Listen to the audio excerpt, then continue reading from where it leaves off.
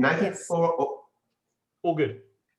Oh, good. All right. Well, good afternoon, good morning, good evening to everybody. We'll have that chat. But I would like just this 1 minute to thank Nathan and Steve for doing the organising from 2007 to this year for all of these conferences, but in particular for the COVID conferences last year and this year. They've done a wonderful job. So I'd just like to say thanks to you guys for doing it. It's the second year in a row like this. So that's it. Let me introduce my colleague and our research paper, basically. Dhrisya Ravidas is the colleague, and she's going to present the paper, but I just wanted to introduce it, as it were.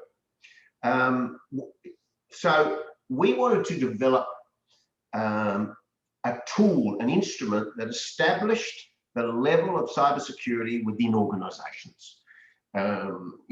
People have been doing this around the world, I imagine. We could have gone with a typical questionnaire, like, for example, our HAISQ, the HAIS, Q standing for Human Aspects of Information Security questionnaire. And some of you may be familiar with it because some of you have used it and want to use it and have requested use of it and all that, which is just a Qualtrics questionnaire. It measures cybersecurity awareness. I'm not trying to do an ad for this particular product of ours because it's quite public and people can use it. But it only comes up with a score and tells an organisation where they're weak, and then they've somehow then got to strengthen that area or that focus area. So we wanted more than just a score. We wanted a questionnaire, Qualtrics again, that developed a tool or an instrument that not only established the state or the score of cybersecurity within an organisation, but involved consultation with IT managers in each of the organisations to agree to, if you like, establish their cybersecurity goals and whether they are achieving them or not. So rather than develop a typical bunch of questions, we decided on a method which would indicate the gap between current practices and desired practices in an organisation, commonly known as a gap analysis. This method requires consultation with IT managers, something that we've dropped off or not doing enough of, something, and a unique survey that, as Dhrisya will explain to you in a minute, to be sent to digital device users. You notice I didn't use the word computer users because that's gone away. So digital device users, and so the method is very customized or tailored to each organisation, and it's also new to Qualtrics. So I'll let Dhrisya take over now, and she can tell you in a bit more detail about that research and about that tool. Thanks. Over to you, Dhrisya. Yes, thank you, Malcolm, for the introduction. Good afternoon, everyone. I'm Dhrisya Ravidas, and as you all can see, we're going to talk about the topic of this paper, that is cybersecurity in healthcare organization. So Malcolm and myself are from the University of Adelaide at South Australia, and our industry partner is Paula Oliver, who is from AustCyber SA Node. Now, moving on to the overview of the study. First, I will start off with the project aim. Here, I'll tell you a brief what the whole project, that's a study, all about, and how we achieved it. The research design was done in 3 phases: phase 1, phase 2, and phase 3, which I will be discussing in the coming up slides. The research method that we used for this study is goal attainment scaling. In short, it's called as GAS, and it's called as goal attainment scaling. So that's the research method we used. And yes, the key findings, the results, is the interesting part, which we will see. And Malcolm will tell us about the challenges and the future research about this study as well. So next slide. Okay, the project, what's this project all about? So mainly the project aims to measure the current state of cybersecurity within the South Australian healthcare organizations. You must be wondering why healthcare organizations and no other industries. So for that reason is we have a graph study which is from Australia 2020, a literature review that we did. We can clearly see that the healthcare services is affected the most with malicious and human errors. And hence, that's one reason that we have chosen the healthcare industry.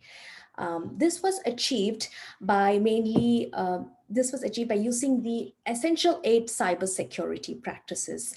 We have chosen this with the Cybers Check Me document research work, which we had been given by the industry project, that's Paula Oliver. It has been given to us. And also we identified the essential 8 by using the reference to them. And we created Qualtrics survey tool via link. We distributed it to the ICT management group, and the main thing was we developed a gap analysis, and this resultant survey, the data provided us a gap analysis between the current state and what has to be the ideal state in a healthcare organization. The survey really helped us to find out a good solution for that. So the research design. We did it in 3 phases. The phase 1 I'll start off with is developing the Qualtrics online survey. Now, what did we do there? In there, we started off first is we identified 8 essential practices, right? So once we identified the 8 essential practices, how can we do that in a Qualtrics online survey tool? How we did that is completely different from the usual survey tools, like you click on like what disagree, agree, or it's not check. It's not like a check box where you click onto something.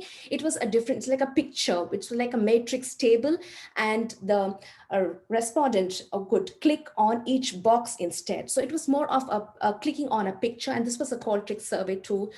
It was a feature called as Hotspot. It has not been done before, and it was an experiment that we tried on for using this particular tool, and it was really a good survey. So what we did is we created that in a tabular form, and after that we did a test run in the first phase. So once the test run was done by almost 15 to 16 of our colleagues, we in the data collection, that is the second phase, we distributed the survey link via the email to the ICT management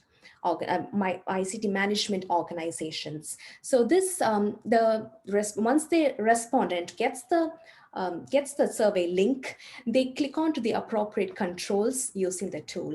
So that's the second phase. Now the third phase, to analyze the data and report the results. So how did we analyze the data? Now Qualtrics has this feature where we get the survey responses and everything is collected, and we can export it to a data Excel spreadsheet. Once we did the exporting, we had a T-score calculation, which is using the goal attainment scaling methodology. We calculated the T-scores for each of the essential 8 practices was done. So once this calculations was done, the key findings was that we could find where their weak point was, where their expected level was, and where their strengths. So we could highlight that with the help of this T-scores. So once the T-score was ready, we did a graphical representation of that, and also we created a management report so that we give something back to the organization. It's not just like we just say, okay, this is your score and that's it. No, we also gave recommendations, and also we were able to give them a complete report about what's their current state and how you can improve it. So that's the research design and the phases. Now, I've been talking about essential 8. So this is the 8 essential 8 cybersecurity practices. The main ones are the password use, internet use, email use, software updates, physical device protection, the data backups, incident reporting, and the employee training. Now, our main things, we not only focused on the human aspects, but we also did the technical aspects as well. So we did a balance of we did a balance of both. So that's one reason that we were targeting the ICT manager or the management response survey responses, because it has both hardware, software, and also the human aspects involved in it. Moving on to the next slide. Yes, so this is the main, I mean, as I said, I've been talking about the 8 essential practices, controls. Now it must be like, what's this controls and practices? So this, the leftmost corner that you can see, that's 8 essential practices, that is the leftmost. And on the right-hand side, you can see control 1, control 2, control 3. For example, for password use, we have chosen 3 of the controls. Now there can be more controls, but we have listed as per the study, we have listed 3 of them, the main controls, but there can be more. And this is also the specific implementation of these controls it can differ according to each organization, the technology choice, and also their security needs. So this is completely customizable. So for example, for password use, we used password complexity, the multi-factor authentication, and the control 3 was passwords for the different accounts. The same thing we incorporated for each of the 8 practices, right? So this comes up to 8, 3, and 24 controls. In total, we did 24 controls. Now, how did the survey go out? Now I've been talking about the matrix form or the table form. So this is how we sent. This is an example for password use alone. It was this table, and there were 8 tables in total that we sent it across. Now, as per the goal attainment scaling methodology, we have to do a level of implementation. Now, for example, now we send this to the manager, correct? The ICT management, we send it to them. The manager says that, okay, their level is in password, in what's the control 1 password complexity, where are they, which level are they? So they will be like, passwords have a minimum 12 characters, used at least this, yes, we are in this level. So they click this expected level, the control 1. Now and then in multi-factor authentication, they feel that they have used only in most of it and not all the networks and applications. So they would choose the second option, right? Or a second option. And in control 3, if you can see, they feel that they don't use it for all, and they will choose again which one they need. So this way we can know which level they are currently at. So this was not only done for password use, a same representation with the 3 controls was done for all the 8 essential 8 practices. Now, the goal attainment, now the methodology that we use is the goal attainment scaling. Now, why did we use goal attainment scaling? Now, this is known already in healthcare organizations in the form of not this methodology, I mean, not this particular technique of tabular form, but they do have it in the positive outcome for mental health of patients. They want to know which level they are in, so they use this methodology. So we have incorporated in a different form of outcome in finding out which level are each organization's controls at. Now, if the T-score is less than 40, that means they are in much less than expected level. Now, if the T-score is 40 to 49, they are somewhat in less than somewhat expected level. Now, if they equal to 50 or more, that means they are in the expected level, and they can have areas of improvement if they want to, according to their organization. Now, this goal attainment scaling tool is very flexible. You can change it according, it's a customizable, as I said, it's very easy and customizable for each organization. So you should have a face-to-face consulting, and then you can accordingly change the levels of it. So that's about goal. And this is the formula that we use. That's the T-score, how we came up. This is the formula which is done by the research Kirchhoffs and Sherman. So it's from their research document. It is this T-score they use, and we get the calculations. Next, the key findings. Now, once the T-score was calculated, initially we started off, if you see the left-hand side, the graph representation, we presented it like each score levels, how of the controls. Now, with the right-hand side, we modified it to the right-hand side to a more, when we're giving it, we were thinking of when we're giving it to the management report, it is more presentable when you say it in different color zones, so that they would really know which areas of practice they have to really focus on. Now, for this particular organization, for example, it was the password use and the physical device, which was below 40. And hence, these are area for improvements. Whereas if you see internet use, email use, and software updates, they are in the 40 to 49 zone. So that is somewhat less than expected. So there is areas of improvement. Now, if it is 50 and beyond, it is in, it's in the safe zone. So there is areas, if they want to, they can, but they're good. They're good to go. So basically they have to focus on the red and the yellow zones. So that's what we have found. And recommendations. Now, once this was, we have realized, okay, this particular cybersecurity practice is less, like for example, the password complexity was less than expected, you're in this expected. So we recommended these levels. So it depends upon the organization. They do not have the investments to go to a much higher, like much more expected level. They can just do the minimum expected level to reach a safer zone. So this was the recommendations that we have mentioned to them for the expected level. Then if they want to go a level higher, they can do this recommendation, and much more than expected, you can enforce. So this is what the recommendations that we will be presenting it to the management. Yes. And next, Malcolm would be talking about the challenges and future research. Thank you. Okay, thanks, Dhrisya, for that. I think we're all right for time, aren't we, Nathan? I think we're going okay. If we are, Malcolm, yeah. Yeah, there are, with all research, of course, as everybody knows that's listening, getting approval from organisations to email a survey link to certain people in their organisation, that's often a challenge. That's the first bullet point there. And then to get them to actually respond in today's world of hacking and scams and email fraud and everything else, they're a little reluctant when they see the email and there's a link in there. The first thing we need to say is, if you're nervous about clicking on a link in an email, copy and paste it into a browser sort of thing. So there's been a problem with these Qualtrics surveys for people in that sense, and we had to push them a bit in order to get, and we got fewer than we were hoping for.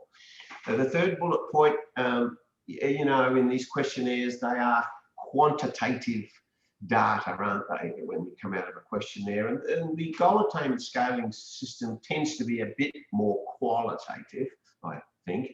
We still come out with numbers, and yet you've got to appreciate we have a problem with honesty and attitude with questionnaires. They can be too long and then people don't think about the answers. So that's a challenge to get that right. We think goal attainment scaling overcomes that to some extent because it's interesting.